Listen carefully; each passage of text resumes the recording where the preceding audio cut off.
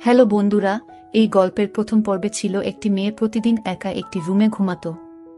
মেয়েটি ঘুমানোর সময় জিনের বাদশার ছেলে এসে মেয়েটির সাথে অনেক খারাপ কাজ করত।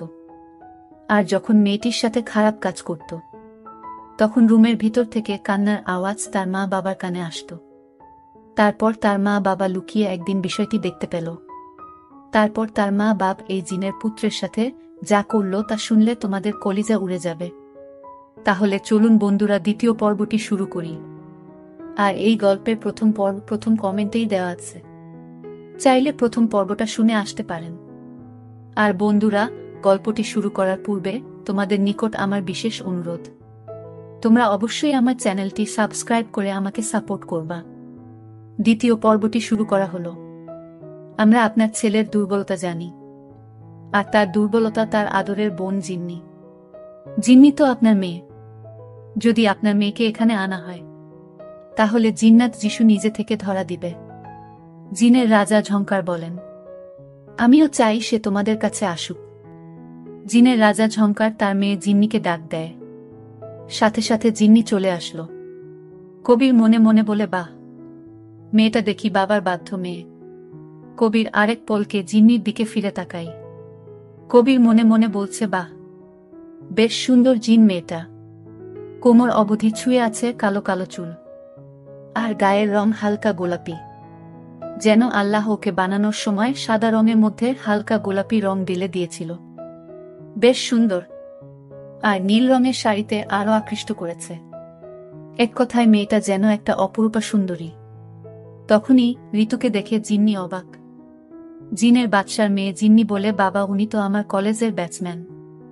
আমি বিজ্ঞানে ছিলাম, আর ঋতু ব্যবসায়ী বিভাগে। উনি কেন এখানে? আর তোমার না এখন রেস্ট নেওয়ার কথা ছিল? তুমি কেন এখানে? আর এই মানুষগুলো কারা? আর আমরা এই বৃত্তের ভেতরে ঢুকে আছি কেন? জিনের রাজা ঝংকার বলেন, মা, তুই এতগুলো প্রশ্ন করতে থাকলে উত্তর কেমনে দিব? হঠাৎ কাদের মিয়া বলে, আমি বলছি আপনাকে পুরো ব্যাপার।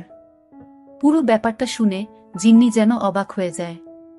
আমার ভাই জিন্নাত যিশু এমন করতেই পারে না, এটা কোনোভাবেই সম্ভব না। কাদের মিয়া বলে, আপনার ভাই এমনটাই করেছে, তাই আমাদের মেয়ে হাসিবা এই পরিস্থিতির শিকার। জিন্নি বলে, আপনারা এতক্ষণ মেয়ে মেয়ে বলে কাহিনীটা বুঝালেন, নামটা বলেননি কেন? হাসিবা আমার পরিচিত, মেয়েটা অনেক ভালো। আমি মাঝে মধ্যে ওকে দেখতে আমার রাজ্য থেকে এখানে আসতাম।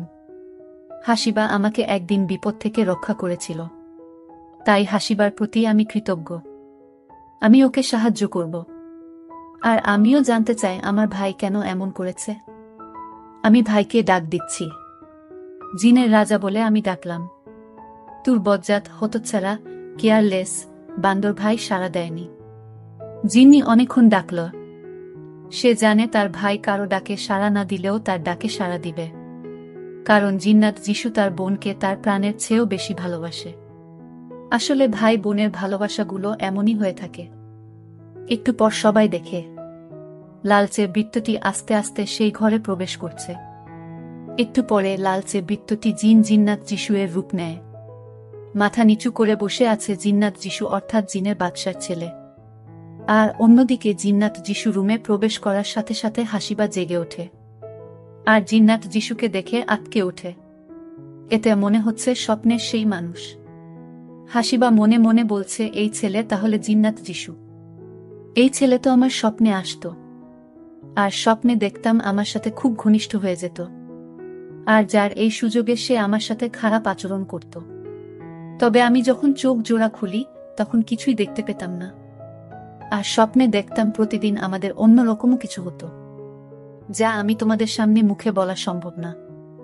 আচ্ছা, সে আমার সাথে স্বপ্নে এরকম করলে বাস্তবে কেন কষ্ট হতো? আমার মাঝে মধ্যে অনেক কষ্ট হতো, তাই মাঝে মধ্যে বলে উঠতাম, প্লিজ আমাকে সাথে এরকম করো না, আমার কষ্ট হচ্ছে। আর মাঝে মধ্যে দেখতাম আমি কোনো এক আনন্দ পাচ্ছি, সুখ অনুভব করেছি, আর অনেক ভালো লাগা কাজ করতো। আচ্ছা, তাহলে কি যা স্বপ্নে দেখতাম এগুলো কি আমার সাথে বাস্তবে হতো? আর অন্যদিকে জিন্নাত যিশুর অবস্থা কিছুটা এমন যে সে তার মনে মনে খুব রাগ জাগছে। তার বোন জিন্নি যদি না ডাকত, তাহলে সে কোনোভাবেই এখানে আসতো না। সে বোনের জন্য সব করতে পারে, এমনকি নিজের জীবন দিতে দ্বিতীয়বার চিন্তা করবে না। এতটাই বোন জিন্নিকে ভালোবাসে। আজ জিন্নাতর যিশু আত্মসম্মানে খুব লাগছে, কারণ সে একটা রাজ্যের ভবিষ্যতের রাজা আর অপার শক্তির অধিকারী। মা বাবা দুইজনের শক্তিই তার কাছে আছে। তারপরও কিছু মানুষের সামনে অপরাধীর মতো মাথা নিচু করে বসে থাকতে হচ্ছে। বরাবরই তার ইগোতে লাগছে। তখনই জিন্নাত যিশু মনে মনে বলছে, আমার কি এমন দোষ ছিল যে আমার বাবা আর বোনের সামনে আমার আত্মসম্মান একদম মাটির সাথে মিশিয়ে দিল এই মানুষগুলো? আর যদি এই বৃত্তের ভেতরে না থাকতাম, তাহলে ওদের সবাইকে মেরে শেষ করে দিতাম, আর এই হাসিবাকেও শেষ করে দিতাম। অনেকক্ষণ ধরে চেষ্টা করছিলাম এই বাসায় প্রবেশ করার, কিন্তু কাদের মিয়া আর হানিফ হুজুরের দোয়া পানির কারণে বারবার ব্যর্থ হয়েছি। আর হাসিবা নামাজ ঘরে থাকাতে তার উপর ভর করতে পারছি না। আসলে আসল কথা কি জানেন? মানুষ যত দোষ করুক না কেন, অন্যের দোষ বেশি দেখতে পাই আর নিজেকে ধোয়া তুলসী পাতা মনে করে। ঠিক জিন্নাত যিশুও নিজেকে ধোয়া তুলসী পাতা মনে করছে। একটা মেয়ের জীবন নষ্ট করেও তার যেন একটু অনুতপ্ত হচ্ছে না। রেনু বলে, আচ্ছা খুরশিদা ভাবি, এই জিন্নাত যিশুর চোখ এত লাল হয়ে গেছে কেন? আর মনে হচ্ছে যেন বৃত্ত থেকে বেরিয়ে আসতে পারলেই আমাদের সবাইকে মেরে ফেলত। খুরশিদা বেগম বলে, জিন্নাত যিশু কি করত জানি না, তবে আমি হাতের কাছে পেলে বেয়াদবটাকে আস্ত রাখতাম না। রতন বলে, আহা শান্ত হও, দেখি ওরা কি করে। ঋতু বলে, জিন্নাত যিশু সুন্দর করে বলবে কি কারণে রাত যখন গভীর হতো তখন হাসিবার সাথে এমন খারাপ কাজটা করতে? তোমার কি কোনো কিছুর অভাব আছে? তাহলে এই মেয়েটার জীবনটা কেন এইভাবে নষ্ট করলে?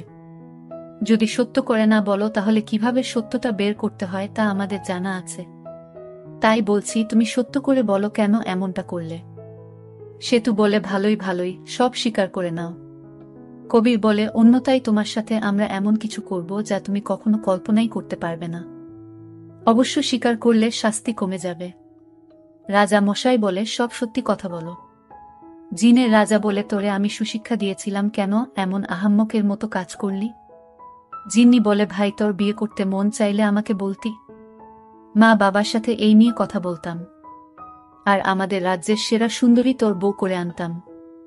উড়তে কাদের মিয়া বলে, জিন্নাত যিশু তুমি কি জানো না হাসিবার একটা ভবিষ্যৎ আছে? কেন মেয়েটার জীবন অল্প বয়সে ধ্বংস করে দিচ্ছে?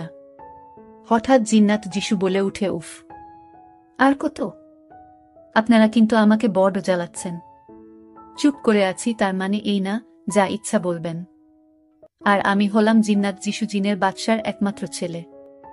আমাকে বকা দেওয়ার অধিকার আপনাদের নেই। আপনারা ভুলে যাচ্ছেন আমি জিন রাজ্যের জিন্নাত যিশু, জিনের বাদশার ছেলে। আমার ক্ষমতা সম্পর্কে তোদের কোনো ধারণাই নেই। আর এই বৃত্তটি না থাকলে বুঝতে পারতেন সবাই। কত ধানে কত চাল। আমার বাবা বোনের সামনে আমার অপমান করা, তখন হারে হারে টের পেতেন এই অপমানের ফল। জিনের রাজা ঝংকার বলে, বড্ড বেয়াদব হয়ে গেছিস। আমার মানসম্মান মাটির সাথে মিশিয়ে দিলি। আর এইভাবে কেন কথা বলতেছ? সত্যি করে বলো, হাসিবার সাথে এমন করলি কেন? হাসিবা তো তোর কোনো ক্ষতি করেনি। জিন্নাত যিশু বলে, বলবো না আমি। কাউকে জবাব দিতে বাধ্য নই আমি। তখনই জিন্নি বলে, আজ যদি তুই সব খুলে না বলিস, কসম আমি এমন জায়গাতে যাব খুঁজেও পাবি না। আর মনে রাখবি তোর কোনো বোন নেই। আজ যদি সব স্বীকার না করিস তাহলে মনে করবি তোর জিন্নি নামে কোনো বোনই আর কখনো ছিলই না। জিন্নাত যিশু বলে, আমি কার জন্য আসছি এখানে? তুই না ডাকলে আমি জীবনেও আসতাম না এখানে। বাবার ডাকেও সাড়া দেয়নি, দেখিসনি। জানিস তো, প্লিজ বোন এমন করিস না। আমি বাঁচতে পারবো না তুই বিনা। জিন্নি বলে, তাহলে সব স্বীকার করো। কিন্তু তবুও বেশ কিছুক্ষণ জিন্নাত যিশু চুপ ছিল। কাদের মিয়া বলে, কি হলো বলো? যখন খারাপ কাজ করো তখন হুঁশ থাকে না। ও এখন বলতে গেলে লজ্জা পাও। হাসিবার বাবা রতন বলে, জিন্নাত যিশু ধৈর্যের পরীক্ষা নিচ্ছ মনে হয় আমাদের। সব বলো, না হয় তোমার অবস্থা খুব খারাপ হবে। খুরশিদা বেগম বলে, এখন চুপ কেন? রাতের পর রাত আমার মেয়ের সাথে খুব খারাপই করছস। ফস্টি নষ্টি করছ। আমার নির্দোষ মেয়েটা কিছুই জানত না, আর এখন স্বীকার করতে বলছি, মুখে তালা দিয়ে রাখছ কেন? রেনু বলে, শান্ত হন ভাবি, আপনি এমন করলে নিজে অসুস্থ হয়ে যাবেন। কবির বলে, আর কিছুক্ষণ অপেক্ষা করব, না বললে তোমার উপর আমরা যে কোনো সময় যে কোনো অ্যাকশন নিতে বাধ্য হব। হানিফ হুজুর বলে, আমার রাগ উঠলে তোমাকে শেষ করে ফেলব, কিন্তু জিন্নাত যিশু, তুমি জানো এটা করা আমার জন্য বড় ব্যাপার নয়।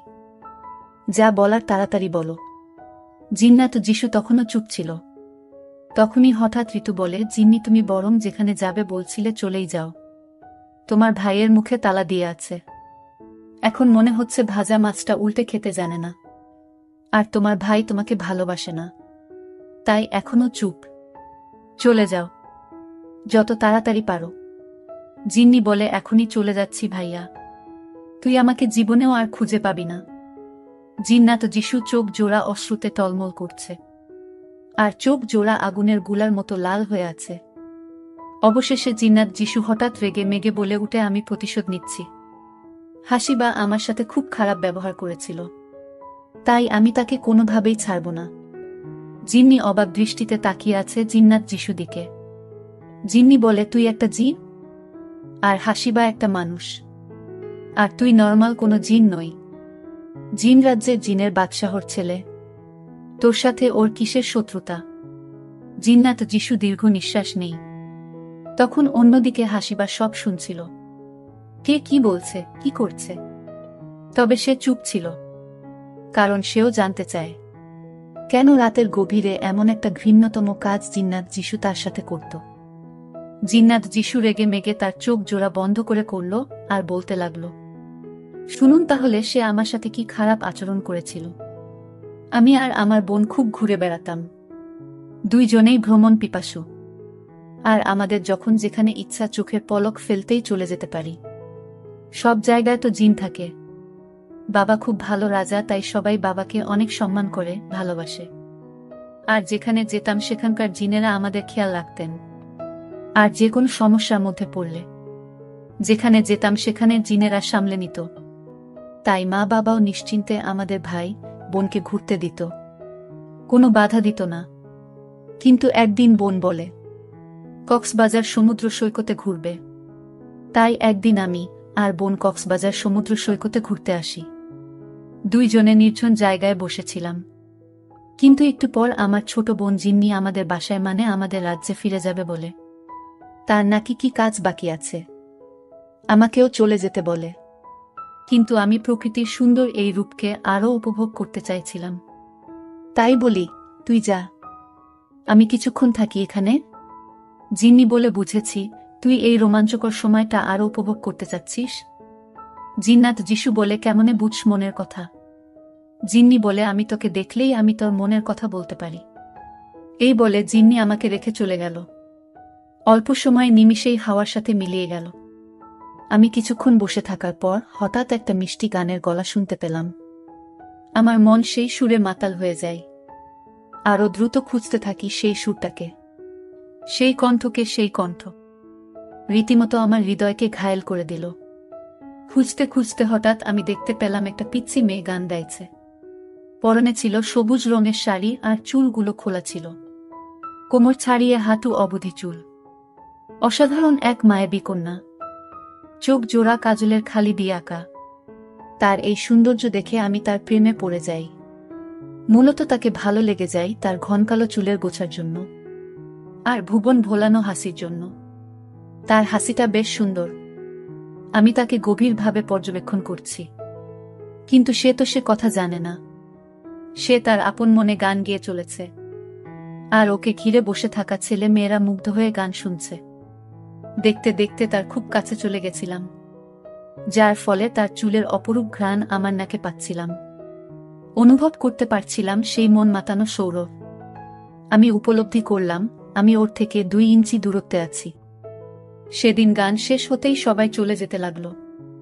আমি সেই মেয়েটির পিছু নিলাম, ওর বাড়িটা চিনে নিলাম। কিন্তু সেদিন রাতে আমার অবাধ্য মন আবার পাগলামি শুরু করে বসে। তখন ইচ্ছে হচ্ছিল মায়াবতীর চুলের ঘ্রাণ নিতে, তার কালো আকর্ষণীয় চুলগুলো দেখতে। আমি আর নিজেকে কন্ট্রোল করতে পারলাম না। অবশেষে সেদিন রাতে হাসিবার বাসায় প্রবেশ করি। হাসিবার রুম খুঁজে পেতে কষ্ট হলো, কিন্তু শেষে ঠিকই খুঁজে পেলাম। আমি যখন রুমে গেলাম, দেখি সে বাচ্চা মেয়ের মতো ঘুমাচ্ছে। তার ঘুমন্ত মুখ দেখে আমি আরো ঘায়েল হয়ে গেলাম। আসলে কিছু কিছু মেয়েদের ঘুমন্ত মুখ দেখতে অসাধারণ লাগে। আমি তাকে ছুঁয়ে দিতে চাইলাম, কিন্তু পারলাম না। আমি চিন্তায় পড়ে যাই, কেন এমন হলো? আমি আমার শক্তি ব্যবহার করে দেখি যে ঠিক কী কারণে এমন হচ্ছে। অবশেষে বুঝতে পারছি, সে রাতে ঘুমানোর আগে আয়াতুল কুরসি পড়ে ঘুমিয়েছিল হাসিবা। তাই তার কাছে যাওয়া আমার পক্ষে সম্ভব হচ্ছিল না। রাতে ঘুমানোর সময় আয়াতের কুরসি পড়লে জিনরা ধারে কাছে আসতে পারে না। আমার ক্ষেত্রেও তাই হলো। আমি তাই সামনে থাকা চেয়ারে বসে হাসিবাকে দেখছিলাম। এইভাবে সেদিন রাতে আমি চলে এলাম। পরে তাকে দেখতে আবার আমার খুব মন চাইল। তাই আমি আবার সকালে হাসিবাকে দেখতে গেলাম। সে স্কুলে যাচ্ছিল, আর আমি আমার রূপ কিছুটা কালচে ভাব এনে ওর সামনে স্কুলের পথে ইচ্ছে করে ধাক্কা খেলাম। হাসিবা বলে, ওই মিয়া, চোখ জোড়া কি বাসায় রেখে আসছেন নাকি? চোখ জোড়া বন্ধ করে চলেন। আমি বললাম সরি। হাসিবা আর এক মুহূর্ত না দাঁড়িয়ে স্কুলে চলে গেল। আমি দাঁড়িয়ে থেকে তার চলে যাওয়া দেখছিলাম। এইভাবে রোজ দেখা হতো, তবে হাসিবা কখনো আমার সাথে ভালোভাবে কথাই বলতো না। আমার চোখে হাসিবাই বিশ্বের সেরা সুন্দরী, তাই আমি তার সাথে বন্ধুত্ব করতে চাইতাম, কিন্তু সে বারবার আমাকে ফিরিয়ে দিত। আমাকে দেখলেই হাসিবা রাগিয়ে একটা মুখ বানিয়ে চলে যেত। তবে প্রতিদিন হাসিবার রুমে আমি যেতাম। ধরা ছোঁয়া যেত না, শুধু দূর থেকে দেখা যেত। সে প্রতিদিন আয়াতুল কুরসি পড়ত, তাই এমনটা হতো। তবে বেশ লুকিয়ে লুকিয়ে দেখতাম হাসিবাকে। যত দেখতাম তত বেশি ভালো লেগে যেত। একদিন স্কুলের রাস্তায় ওর জন্য অপেক্ষা করছিলাম। একটা ছেলে খুব হ্যান্ডসাম, স্কুলের অপোজিটের দোকানে দাঁড়িয়ে আছে। হাসিবা প্রতিদিন এই দোকান থেকে পুস্কা খেত, তাই আমার নজর সে দোকানের দিকে ছিল। হাসিবা আজও গেল সেই দোকানে, কিন্তু সেই ছেলেটা হাসিবা দোকানে প্রবেশ করতেই হাঁটু গেড়ে প্রপোজ করে বসে। হাসিবা কোনো কিছু না বলে পাশ কাটিয়ে চলে গেল। তার এই সচ্চরিত্রা আমাকে আরো মুগ্ধ করল। তাই আমি ভাবলাম আমি তাকে আমার মনে কথা বলবো, তাকে ভালোবাসার প্রস্তাব দিব। তাই পরদিন সকালে আমি 100টা গোলাপ আর বেশি করে চকলেট আর একটা পুস্কার দোকান সহ হাসিবার অপেক্ষায় আছে। হাসিবা আসতেই আমি হাঁটু বাজ করে ফুল দিলাম, কিন্তু ঠিক তখনই হাসিবা আমাকে অবাক করে বসে। সে আমার হাতে রাখা ফুলগুলো নিয়ে নেই, আর 1 সেকেন্ড দেরি না করে সেগুলো মাটিতে ফেলে দেয়, আর ফুলগুলো পা দিয়ে নষ্ট করে ফেলে, আর চকলেটগুলো ডাস্টবিনে ফেলে দেয়। এরপর আমি অবাক হয়ে এক দৃষ্টিতে তাকিয়ে আছি। ওর কাণ্ড দেখে আমি ভাবনায় পড়ে যাই। আমার ভাবনায় ছেদ পড়ে যখন গালে একটা তীব্র যন্ত্রণা অনুভব করি। একটু পর বুঝতে পারছি আমার গালে হাসিবা থাপ্পড় দিয়েছে। আর হাসিবা বলে, তোর সাহস কেমনে হয় আমাকে প্রপোজ করার? তোর মতো হাজারটা লাফাঙ্গা আমি জীবনে অনেক দেখছি। নিজের মুখ মনে হয় আয়নার মধ্যে দেখিস নাই? এই মুখ নিয়ে আমাকে প্রপোজ করতে আসছস? দেখস নাই ওই দিন সে ছেলেটাকেও অ্যাকসেপ্ট করিনি। তুই যে আমাকে ফলো করস তা আমি জানতাম, কিন্তু তুই আজ লিমিট পার করে দিলি। আসছে বামন হয়ে চাঁদ ধরতে। নিজেকে আমার উপযুক্ত করো, তারপর ভেবে দেখব। আমি বললাম, বাহ, এত তেজ, কিসের এত অহংকার? তোর লাইফ যদি তছনছ না করি তাহলে আমি জিন্নাত যিশু নই, আমি জিনে বাদশার ছেলে নই। কথাগুলো মনে মনে বললাম। তারপরেও আমি চুপ করে রইলাম। আমার কথাগুলোতে হাসিবা কোনো পাত্তা না দিয়ে চলে গেল। এরপর থেকে অপমানের আগুন আমার মনে দাও দাও করে জ্বলে উঠল। মনে মনে শপথ নিলাম, আমি এর প্রতিশোধ নিয়ে ছাড়ব। কিন্তু সেদিন রাতে আবার তার রুমে প্রবেশ করি, তবে মনের টানে নই, প্রতিশোধের নেশায়। সেদিন রাত গভীর হতেই আমি হাসিবার রুমে প্রবেশ করি, কিন্তু হাসিবা কই? এই রুমে নেই। এইভাবে 7 দিন গেলাম, কিন্তু পেলাম না। 8 দিনের দিন দেখি আমি হাসিবার বাসায় প্রবেশ করতেই পারছিলাম না। যখনই প্রবেশ করতে যাই, কি যেন অদৃশ্য শক্তি আমাকে বাধা দিচ্ছিল। এইভাবে প্রতিদিন যেতাম, কিন্তু ওর দেখা পেতাম না। এইভাবে 2 বছর কেটে গেছে। অবশ্য হাসিবার কিছু মনে থাকার কথা না, কিন্তু আমার মনে ওর বলা প্রতিটি কথা মনে আছে। এক প্রকার কথাগুলো মনে দাগ কেটে দেয়। কিন্তু হঠাৎ একদিন আমি ওদের বাসায় প্রবেশ করতে পারলাম। 2 বছর পরে সেদিন রাতে সফল হয়েছিলাম। আর এক মুহূর্ত দেরি না করে হাসিবার রুমে প্রবেশ করি। দেখি হাসিবা ঘুমাচ্ছে। মেয়েটা আরো সুন্দর রমণী হয়ে গেছে, তবে বাচ্চা বাচ্চা ভাবটা এখনো রয়ে গেছে। আর সেদিন লাল রঙের ফতুয়া পরা ছিল। খুব সুন্দর লাগছিল ওকে, কিন্তু মনের তীব্র রাগ আর প্রতিশোধ নেয়ার জন্য মন অস্থির হয়ে গেছে। ফলে প্রতিশোধ নেয়ার জন্য তার সবকিছু নষ্ট করার জন্য ওঠে পড়ে লাগলাম। তার খুব তেজ, খুব অহংকার এই রূপ নিয়ে। সেদিন তার জীবনের গুরুত্বপূর্ণ জিনিস, তার সম্ভ্রম আমি শেষ করে ফেলি। আর সেদিন রাগে আমি খেয়ালি তার কষ্ট হচ্ছে। আর সেদিন সে আয়াতুল কুরসি পড়েনি হয়তো, তাই অতি সহজে আমি আমার উদ্দেশ্যে সফল হয়ে যাই। সেদিন খুব ভালো লেগেছিল আমার প্রতিশোধ নিতে পেরে, কিন্তু সেদিন আমার অন্য কোনো দিকে মন ছিল না। হঠাৎ হাসিবা বলে ঘুমের মধ্যে, আমার সাথে এমন করছেন কেন? আমার কষ্ট হচ্ছে অনেক, দয়া করে আমায় ক্ষমা করুন। দেখলাম সে জেগে উঠছে আস্তে আস্তে, কিন্তু আমি জাদু দিয়ে ওর কাছে বাস্তবটাকে স্বপ্নে পরিণত করে দিই। আর আমার মুখ ভালোভাবে চিনত না, কারণ আমি আমার বাস্তব রূপে ছিলাম। সেই কালো অবস্থায় থাকলে হয়তো কিছুটা চিনতে পারত। আমার জাদুর ফলে ওর কাছে সব স্বপ্ন মনে হতো। আমি সেদিন রাত যখন গভীর ছিল, তখন তার সাথে শুভ মুহূর্তে সে আমার কন্ট্রোলে চলে আসে। আর আমার জাদু শক্তি তো ছিলই, ফলে সে আর আমি এক হয়ে যাই, যার ফলে আমি হাসিবাকে কন্ট্রোল করতে পারতাম সহজেই। আর ওকে ঘুমানোর আগে দোয়া পড়তে দিতাম না, কারণ আয়াতুল কুরসি পড়লে আমি তার আশেপাশেও যেতে পারবো না। এইভাবে চলছিল সময়। রাত যখন গভীর হতো, আমি হাসিবার কাছে যেতাম, আর ফজরের ওয়াক্তের একটু আগে রাজ্যে ফিরে যেতাম। এরপর আবার চুপ হয়ে গেছে জিন্নাত যিশু। খুরশিদা বেগম বলে, বাহ, এখন তো শান্তি হইচোস। আমার মেয়ের জীবনটাকে নষ্ট করে। আর আমার মনে যে প্রশ্নের উদয় হচ্ছে সেগুলোর উত্তর দাও। ওর কাছে একই কাপড় কেন হতো? আর গোসল করলে চুল শুকনো কেন থাকতো? আর পানি বালতিতে পড়ার শব্দ হতো না কেন?